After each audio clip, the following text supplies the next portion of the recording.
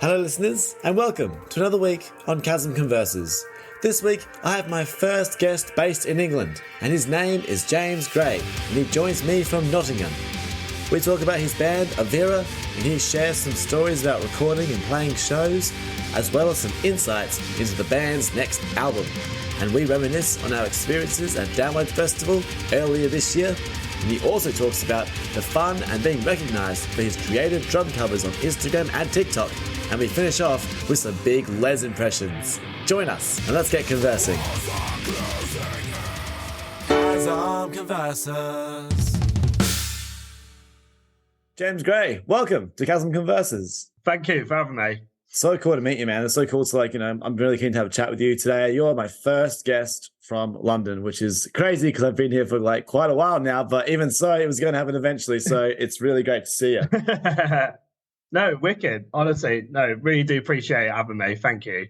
Thanks, man. Whereabouts in London are you joining me from? So I'm actually now in Nottingham. So it's been where I've based quite recently. Probably only a few months I've actually started living up here now. Yeah. So no, quite new, different scenery for me, but it's enjoying it so far for sure. That's brilliant, man. I love that. Well, yeah, I love to launch straight into it, man. Because you're quite a big influence with your music and that kind of stuff. Your drummer and that sort of thing as well. I've seen so many of your awesome cover bits and pieces on your Instagram, and obviously with your band as well, which is awesome. So we'll get into all of that. But I'd love to start off by asking you how did you get into music? Is drumming something that you started off doing, or did you start somewhere else and progress into it? Yeah, drumming was really where I started. Started from there. I think I've been playing for about over 13 or so years now. So it's been a long while. I actually was learning it when I lived in Cyprus. Oh, wow. And so, yes, it's been a long time since I lived there. And obviously I developed over there. And then eventually, I think back in 2015 or so, I decided to move back over to the UK, but I lived in Bristol. Right. And obviously I studied further into college, uni, progressed further. And then obviously as time went by, I ended up progressed really from starting off with playing smaller function bands over in Cyprus. And then I ended up forming my own original bands when I first moved over here. And then obviously over time, ventured into loads of bands, different genres as well. Yeah. Oh, wow. That's so cool, man. Living in Cyprus, that would have been that would have been so different. How was life, I suppose, there compared to where you are at the moment? It was extremely hot for about, let's just say that, literally sunny all most of the year throughout, really. And as soon as it hits December time, that's where storms just constantly go about. But for the most part, it was just absolutely roasting hot all the time as well. But it was great. It was lovely. That's so cool, man. Wow. It must have been such a, transition going from a place like that into England. So yeah, no, that's awesome, man. I'd love to talk to you now about your three-piece metalcore band, Aviira, because you've been doing quite a bit of stuff with them, albums, EPs. Take us through it.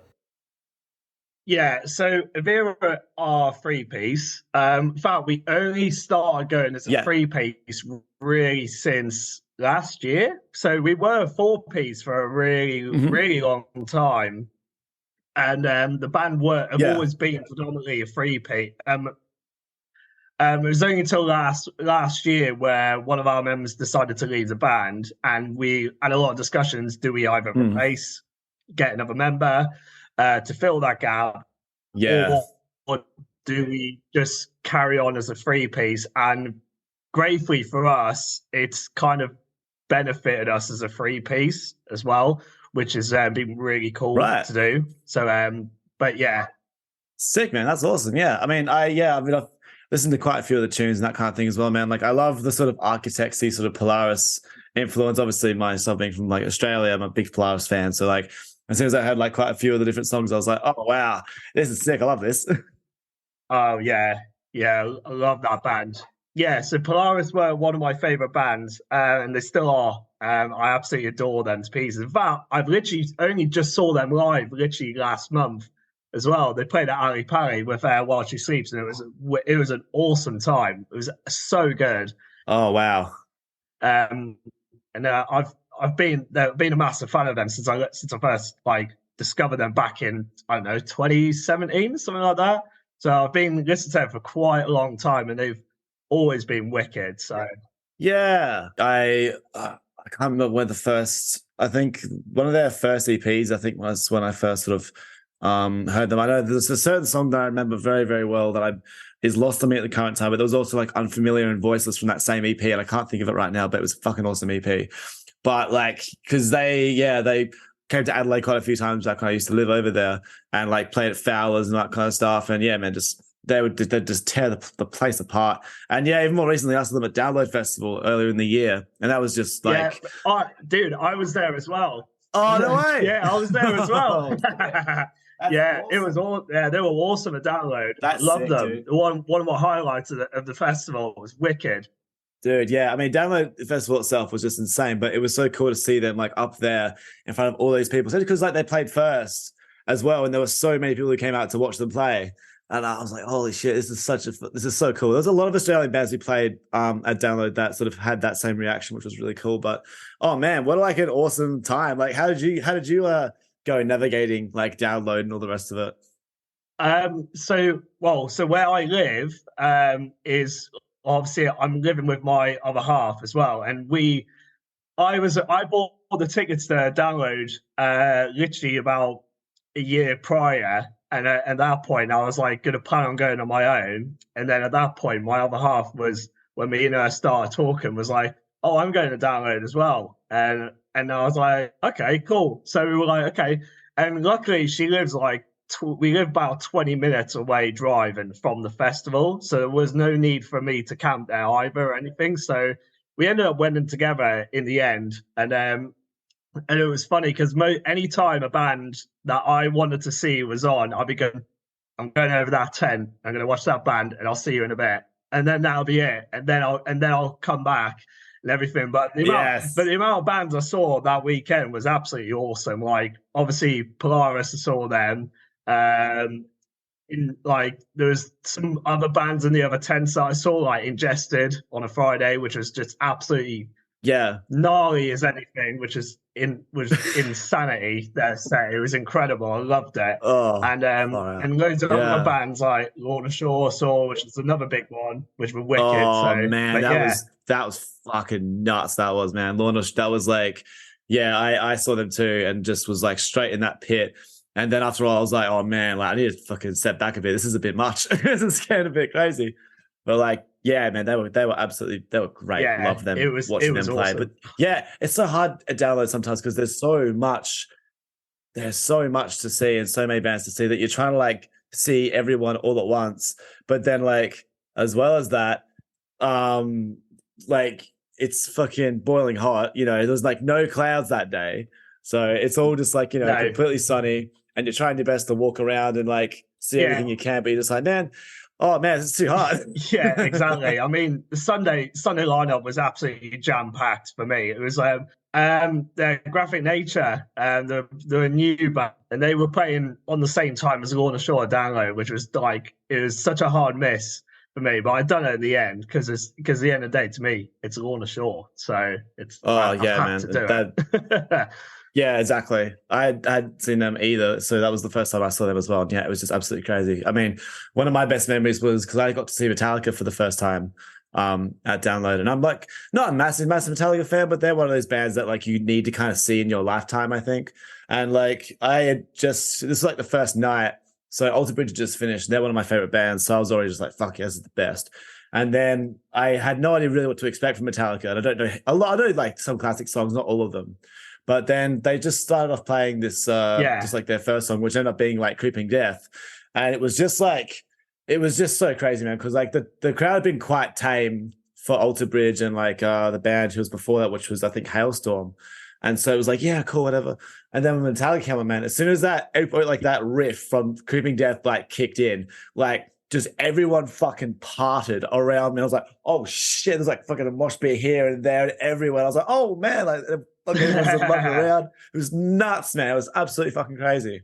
Yeah, I missed most of the majority of Thursday, unfortunately, because I got stuck in all that traffic getting to down. It was just a nightmare getting there. Oh, I mean, dude, yeah. I think I got there towards the end. I think it was around the time Ginger were about to finish, which is when I got there, and then I ended up catching Alter Bridge at that a time just before Metallica, which is wild. But the other days weren't too bad for me to get there as well. So I made sure we get there as early as possible, so we make sure we have like a full day's worth. It was it was great fun whole weekend. Even like, when you obviously were there watching it, like, did you really get that kind of feeling of like, man, like I want to play on a stage of that size? Because like that's a fucking awesome stage, like, big stage, even like the big tents and stuff. That would be so cool to play in those sort of arenas. Like I just felt that mad stage, like, oh, just wanting to go on stage and play that stuff, man. Like, do you feel that same kind of drive? Us and Aviira, we would absolutely like aspire one day to play Download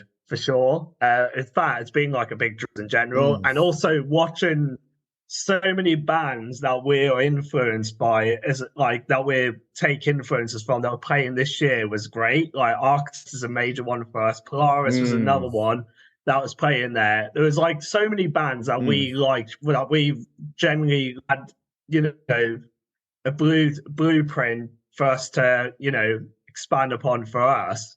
That was playing there. We actually see them live, and it was amazing as well. And also the other bands that we don't necessarily take as much influence, but it gives us much creative ideas for future to sort of expand out of our comfort zone a little bit, which is what we enjoy doing quite a bit as well. We don't like to stick to our our little box of what we got, and then we can keep that, but we like to make it bigger, so to say, really.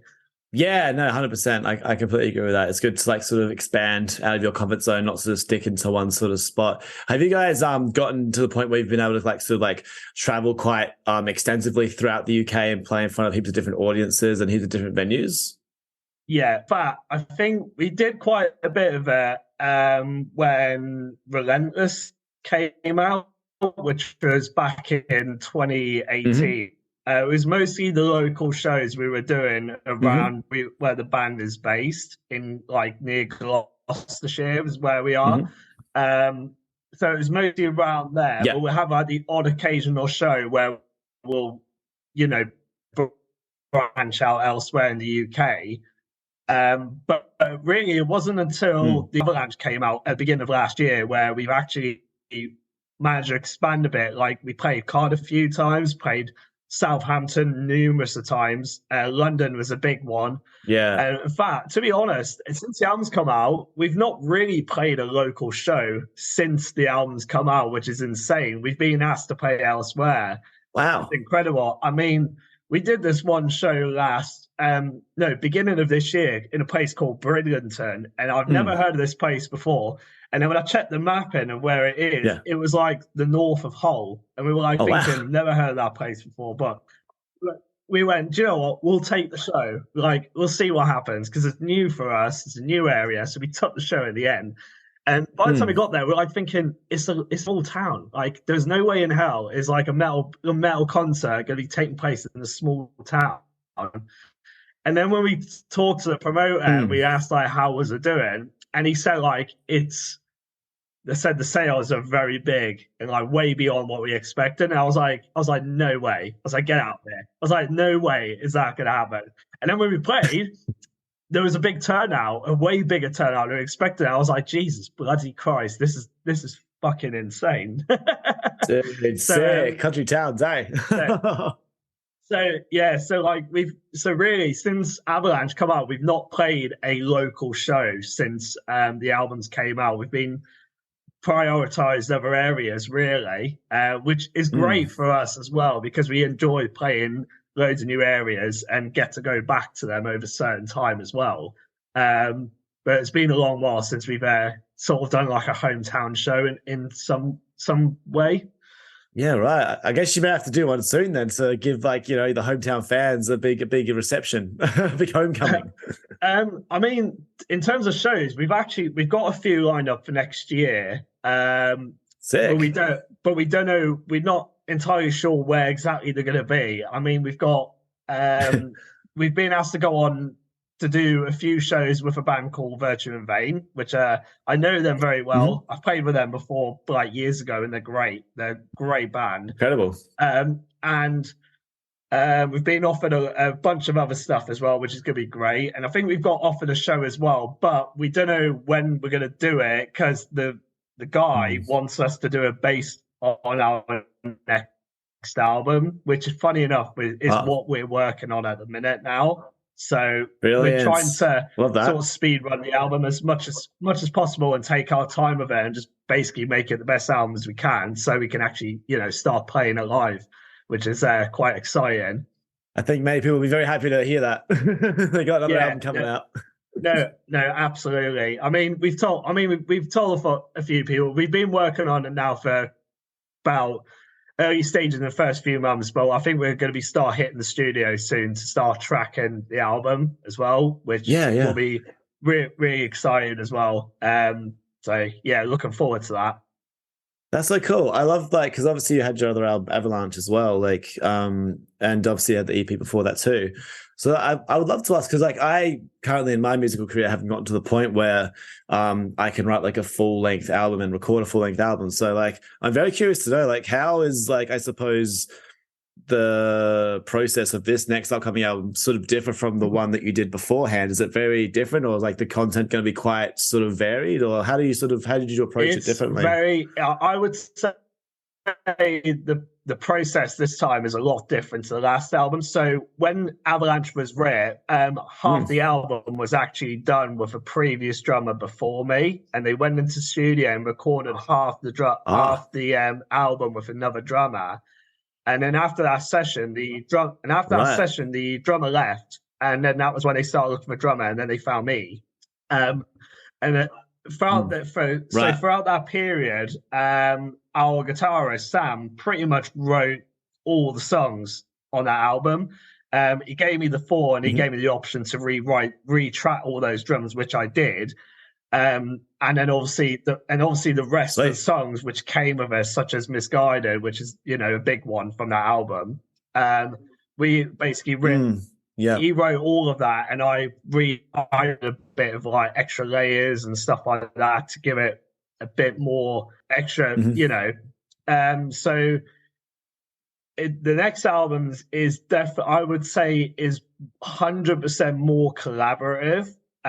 Instead of one person writing everything and then we do our bits, we actually are writing it all together as a three piece, which is really interesting because we've all got us as a three piece. We've all got different takes on what we like to do. I mean, mostly for me, my background is mostly progressive, like metalcore, and that's mostly I love the technicality and prog stuff. So that's mine, and also a bit of deathcore is my background. So I like to bring the heavies and technical aspect to the band now, whilst with Sam, he is more focused on the more melodies and the big choruses and the epic moments, shall we say?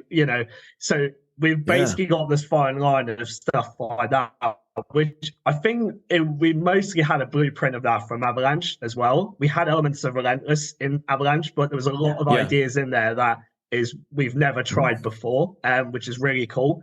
And we're gonna basically, I wouldn't say do the same thing again, but we're going to do a lot of different stuff that I'm really excited about as well. But the fact that we're more collaborative makes things so much of an easier process as well, because all of the ideas we always bounce back have always been unanimously great, which is wicked. Which is very, very cool. And I think our plan as well, whilst with the last album, we did it all in one go, and our way of drip feeding it was sort of, we shot Labyrinth as a music video, as the first single, about a year before the album came out. And then after that period, we shot videos for Back for More, Insanity, and then Misguided as the other three. And that was our full singles for the album. This time, I think we're going to do like small sessions in the studio of like three or four songs each time, I think. And then our plan is to like release like a few of them before the album. But not so, but even though I'd love to give it all away, but that's just but it'd be something that we're all quite excited about, to say the least. Yeah, no, I can completely see that. That's awesome, man. No, it's really nice that you've got quite a different process for this one coming out. It's great that you're in it from like start to finish this time as well. So that's quite exciting that you can like sort of be involved in the entire process. And like, all you guys can obviously collaborate all together on the songs. And then you can like pick your songs. It's always fun like trying to pick songs for like for like the singles, and then obviously when it comes to like music videos and stuff as well, like trying to come up with a concept of like, what's this going to look like? What's it going to shoot? Do you guys sort of come up with all of your kind of concepts for your music videos yourself, or do you have like a creative person that does it for you? We actually do all ourselves, and we work with a guy who does all of our videos called Charlie Smith, and he's I can't praise the guy enough. The dude is an absolute genius.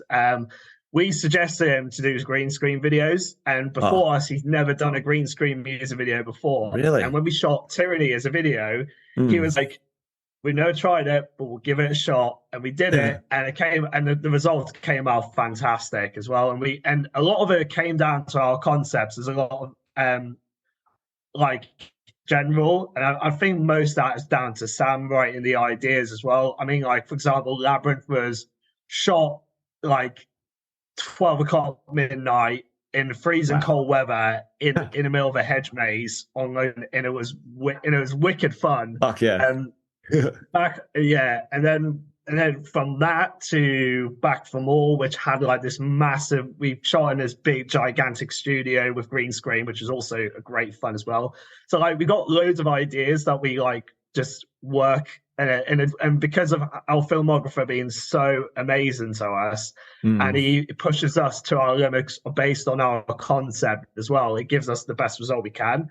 So it's kind of mostly us as like the pre writing it down, and then when we get there, we just basically go like, this is it, but you're going to push it harder to make it the best it can be.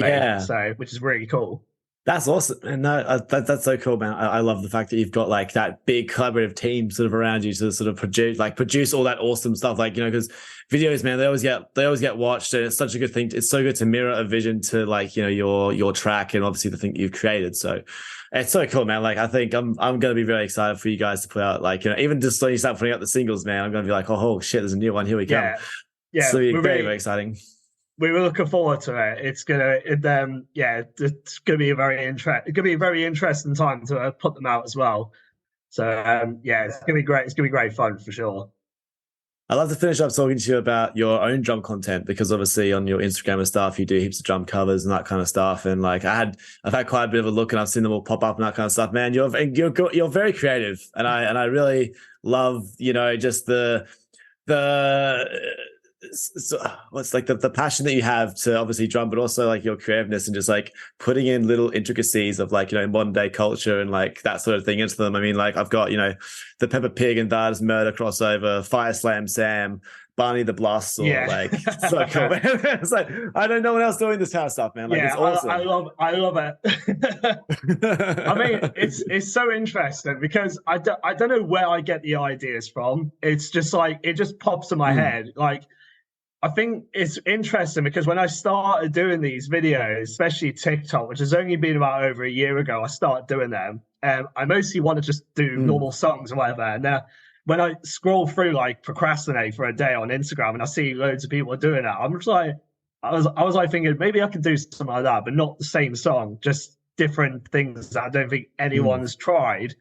So I gave it a go. Yeah. And for a while, it was like very niche page. And I think it wasn't until one video that I did, and it was like something like blast beats over the Nintendo Wii, the Mii channel shop on there. And I was like thinking, see if I can do that. And some reason it went viral out of nowhere, which I was so not expecting. Yeah. And since then, a lot on there to the point where I've had some like really great commentary of big names in the scene, parodies and fun content of drumming, which is interesting.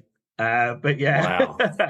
It's so cool, man. It just like puts you into like a completely new world of obviously like the online social media like concepts of like drumming and like the creative things that people on TikTok and Instagram Reels do sort of create and do put together. So like now you're sort of in that kind of group, which is quite incredible to see. Because as they say, there's I mean, you and I can completely agree that there are many of us that will spend so much time on like, you know, Instagram or TikTok or whatever, looking at stuff, especially stuff that is like, you know, grabs our eye. And for musicians, like you put together, you know, things like that, nostalgic childhood, like, you know, shows, as well as like, you know, like songs of like heavy metal and metalcore and stuff. Like people are gonna watch them, man. They'll watch them.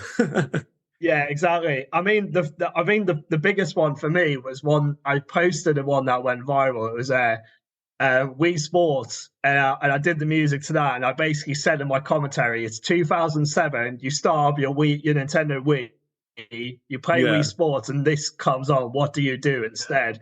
And I did it, and again that went viral, and then group chat saying James is going places now, and I was looking at this thing, and I was like, hold on, what's this?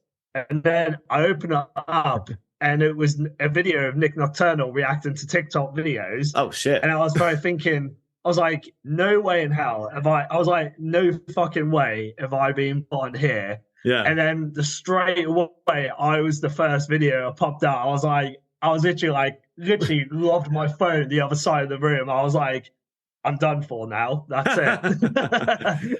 So, oh wow! But it was wicked though. It was stuff like that I don't expect, but it works. It kind of like, it's really cool to have that as well. Especially it's stuff that I just do for fun, and I don't like make it as a full-time thing. Just getting that sort of reaction from like big names in the scene is like, makes it like massively worth it in the end. So yeah, no, 100%. It's so good when like, you know, things that you just do as hobbies or whatever is actually start to kind of bring in some like really cool, like, you know, just like views and people really acknowledging it, and it can really do wonders for you, man. This has been such an awesome chat, but I will finish off because I saw you share a Big Les show thing the other day from Popcoin, and that hit me hard because I'm a massive Big Les fan. Yeah, I absolutely love the Big Les show. I've watched it and I quote it on certain occasions in the household where I just get like, what are you saying? And I'm just there like, Popcoin. Like that, like out of nowhere, and people, and it's so funny because half the people that I know, they don't really know the Big Les show, and I'm just like, how the fucking hell have you never heard of it? It's like one of the best shows in history. I don't care what people say, and and I do it all the time as well, and a lot of, I think, like even certain situations that I shouldn't be like saying anything, I just come out with some Big Les show quotes just to make people laugh as well. And some people are like, and some people are like, some people are like, that's just classic James in a nutshell. And I'm like, damn right it is. So you're like, but yeah, you show them the clips and stuff. Most times I'm always like, oh no, it's like that goes or just like throwing that kind of stuff in there. Or things like, if I see people going out like smoking a cigarette or something like that, and I just go like, he's got a stinging Roger, mate. He's got a stinging Roger. My stinging Roger coming. Oh man, I'm a massive Big Les fan. No, I was able to meet Jared Wright when he did the Tumor Island 2 tour. When he did the 3 I think it was, when he went around with like, did it in cinemas and shit, man. Like, oh, you would have loved it. I don't know if he went overseas with it, but he like hired out some like little independent cinemas around like Australia and just like viewed the final Tumor Island, and all like the one in Adelaide, man, people just rocked up in like high-vis like shirts and like fucking yellow, like painted yellow for like the tumor faces, and like with like bucket hats and shit. It was great. It was so good, man. Dude, that's awesome. That sounds wicked. No, it's I love that it's so beloved by everybody, and that like everyone's sort of like, you know, caught on with it, because it's such a great part of like, you know, bogan Australian culture. But then I love that so many people can relate to it, especially from overseas. It's awesome. That's wicked. That I would have, if I lived in Australia, I'd literally be there in it like in a heartbeat, seeing that shit. honestly right on my alley. So Yeah, man, for sure. Well, this has been so awesome, James. I really can't thank you enough for joining me today, and having a chat about all the music stuff, and like, obviously all the best to yourself, and obviously keep on throwing out the drum reels because they are obviously incredibly popular. We love to watch them. So keep doing that. And obviously we're really keen for the next album as well, for you guys to drop.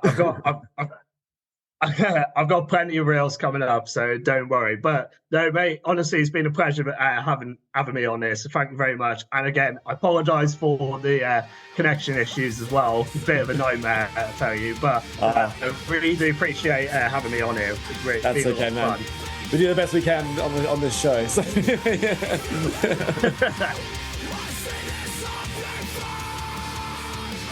Thank you so much for tuning into the episode this week. I hope you enjoyed the conversation with James and myself. Go check out Aviira, listen to the music, and check out their videos, and keep an ear and eye out for announcements on shows and future music releases, including their next album. And give James a follow on the socials as well. Check out his drum covers. There are links in the description of this episode. As for myself, please leave a rating and or review for the show wherever you listen to your podcasts, and I'll see you next week for a new episode with a new guest here on Chasm Converses.